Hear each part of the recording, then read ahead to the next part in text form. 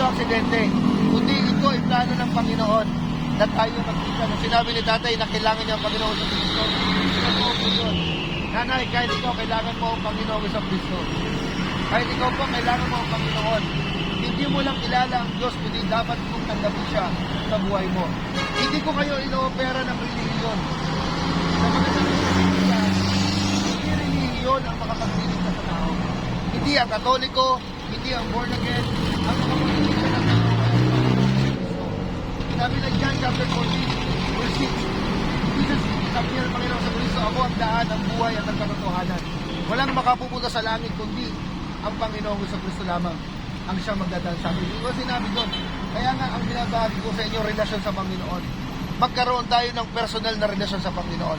Dahil kung meron kang relasyon sa Panginoon, kahit anong gawin ng tao sa salimutan na ito, hindi ka mapapahamak. Kaya pagyamanin ng Panginoon ang buhay mo.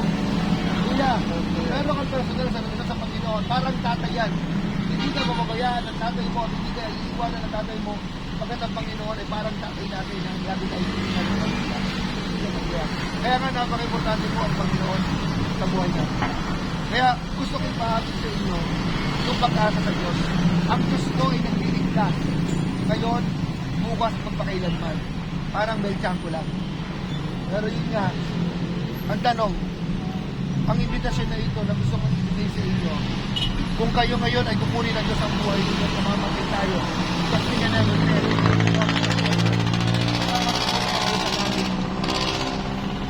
wala makaharap sa amin, di ba? Pero ang Biblia, sabi ng Biblia, John 3:16, kung sino sa kanya mananampalataya ay hindi mapapahamak, kundi magkakaroon ng buhay na walang hanggan. Kaya sabi ng Biblia, walang sukat na pangalang ibibigay dito ng langit, hindi ang pangalan ng Kristo na pwede natin gamitas. Kaya sa simple invitation ko na ito, gusto ko kayong ipanalangin. Gusto ko yung gusto ko kayong isama sa panalangin at gusto ko kayong balikan dito. Taga rito lang ako. Pag nakita ulit tayo, pwede tayo ulit magkwentuhan kahit ubusin ko yung paninda nyo. Hindi muna ngayon. Nakakita ko nga po kayo dyan sa Dahil mag-facial ka. Lagi, Baka makita ko yung ano. Matagal na po kasi kami naghahanap po. Kaya, kapaligan ko kayo, magkikita pa tayo. Pero gusto ko muna kayong imbitahan sa isang maikling panalangin. Gusto kong tanungin kayo, gusto niyo ba ng Panginoong Kristo sa buhay niyo? Gusto niyo ba tanggapin ng Panginoon bilang Diyos sa tagapagligtas sa inyong buhay? Seryoso po ako. Alam niyo kung po bakit? Kasi sa panatime, ganito kasi ko, sinarad ako. Patawa-tawa lang ako. Sabi ko, loko-loko to ha. Pero alam niyo, nung aking tinanggap ang Panginoong Kristo sa buhay ko, doon nagsimula ang pagbabago ng aking buhay.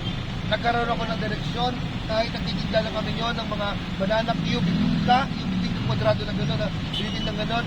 Alam niyo, sabi ko, ang hirap pala ng buhay. Meron nung nakilala ko ang Diyos, nagkaroon ako ng pag-asa. Hanggang sa makapagtapos ako ng mag-aaral sa biyaya ng Panginoon. Paano nagsimula yon? Nagsimula yon nung tinanggap ko ang Panginoon bilang Diyos sa tagapagligtas ng aking buhay. Nagsimula yon nung binuksan ko ang isip ko, ang puso ko, nung tinanggap ko sa bilang Diyos sa tagapagligtas. At lahat ay sumunod. Sige po, ang tanong ko po ngayon, gusto niyo po bang tanggapin ng Panginoon?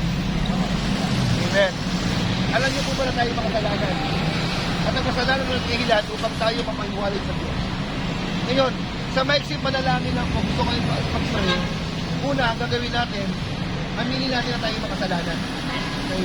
Pangalawa, humingi tayo ng tawad sa Panginoon. Pangatlo, tanggapin natin si Jesus bilang Diyos at tagapagligtas ng ating buhay. Okay ba yon? Sige, ano pangalan mo? Jetro, si Ryan, Marie Chris, Daniel, si Tatay, yeah? Willie. Sige po, kayo po yung tumingin at manalangin. Ayan po kayo, huwag kayo matakot, hindi mawawala yung panindan ninyo. Okay, tayo po yung manalangin. Sunod kayo sa ganung uli ng manalangin. Panginoon, maraming salamat po. Ngayong araw na ito, malinaw po kong naunawaan na ang buhay ay maiksi lamang at ang kamatayan ay sigurado. Ayoko pong mapahamak ang aking kaluluwa papunta sa impyerno sapagkat sa kasalanan ng aking mga nagawa. Kaya sa oras na ito, sabi ko kayo inaamin ko po na ako'y makasalanan At ako po ay humihingi ng tawad po sa inyo. Patawarin niyo po ako. Linisin niyo po ang aking buhay. Patawarin sa lahat ng aking kasalanan. Salamat sapagkat namatay ka sa krus ng Kalbaryo para sa akin. Salamat sapagkat binigyan mo ako ng pag-asa. Salamat sapagkat binigyan mo ako ng buhay. At sa oras na ito, tinatanggap kita bilang Diyos at tagapagligtas ng aking buhay. Pumasok ka sa akin, ikaw ang maghari. Sa pangalan ni Jesus.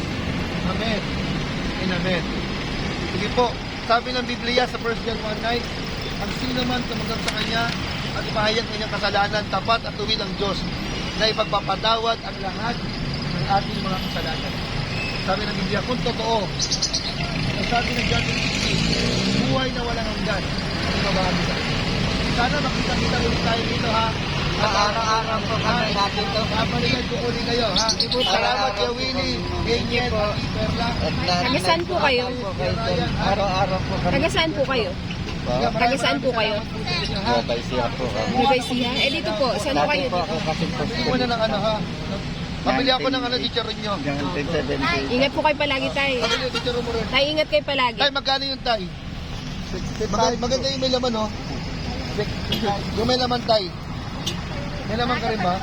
Meron doon. Yan, isang laman, sa para tag-isa kayo. Salamat, ha? Bukas na lang bibili yan, ha? Tag-isa kayo lang kayo bukas, ha? Eh, pwede ko kayo picturean? Pwede ko kayo picturean? Picture tayo muna. Ito tayo, ito masarap to tayo. Saan na yung kanila?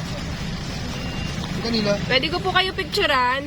Ay, picture tayo din. Para po makita po namin kayo pag ano. Para magandaan namin kayo. Mal. Ako lang pa, magkakataan ko kaya. Ilang po taon na po kasi kami. Tay, tingin ka muna, tay. 1, 2, 3. 1, 2, 3. 1, 2, 3. Ano yan? 1, 2, 3. Thank you po.